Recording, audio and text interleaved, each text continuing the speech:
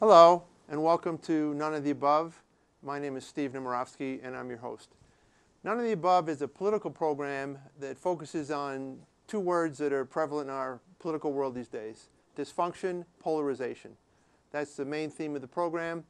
We're not an issue-based program, we're more of a process-based program, and we're here to try and accomplish two things. One, talk about why our political world is so dysfunctional and is so polarized, and more importantly, see if we can come up with some answers that will help drive us to minimizing the amount of dysfunction, minimizing the amount of polarization.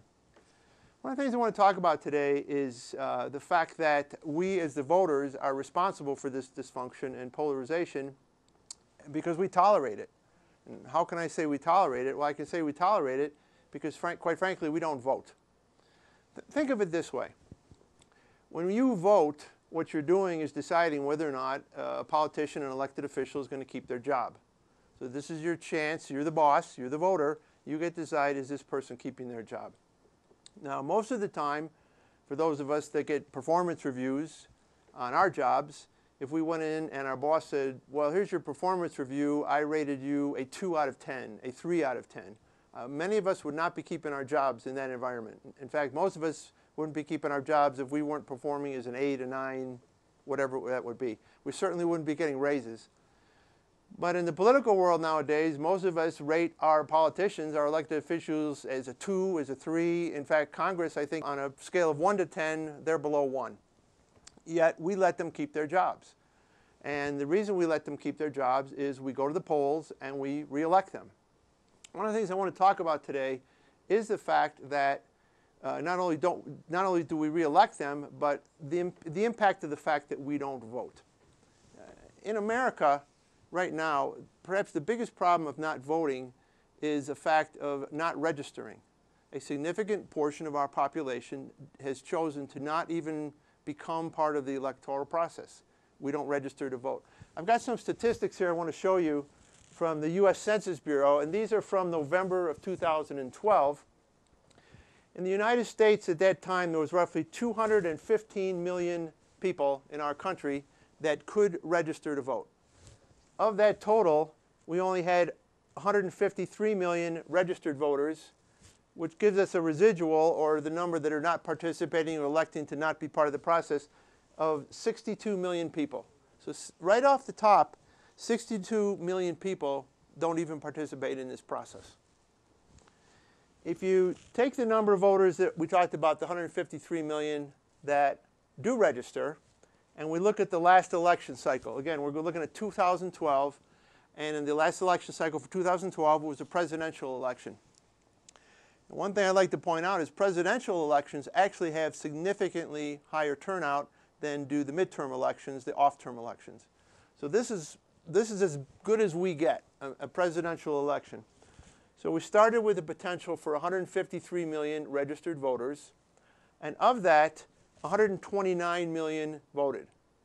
So that means 24 million people who registered to vote didn't show up to vote for that particular election. So that total of the numbers not participating, we start out with the 62 million that weren't registered. We add the 24 million that did not show up to vote in November of 2012. We find that 86 million people out of 215 million did not vote in that particular election. If you compare us to other countries around the world, you'll find that our total participation and our total voting is very poor in comparison to how other democracies vote and how other people take seriously their right to vote. I'd like to take some of these same numbers and look at it a little bit differently. So bear with me here for a second. Take down the one board. Let's go back to that same election, 2012. President Obama was reelected. He had roughly 66 million votes in that election, or right around 31% of the total number, again, that could have voted. Not 31% of who did vote. He won with over 50% of those who voted, but he garnered about 31% of the number of that 215 million that we started with. The Republican candidate was Romney. He received 61 million votes. Others received 2 million. And then our none of the above category, from the other board was the 86 million that didn't participate. So when I say we tolerate dysfunction and I say we don't exercise our right to vote and we don't give these job performance reviews, I think you can see how that bears out in the numbers.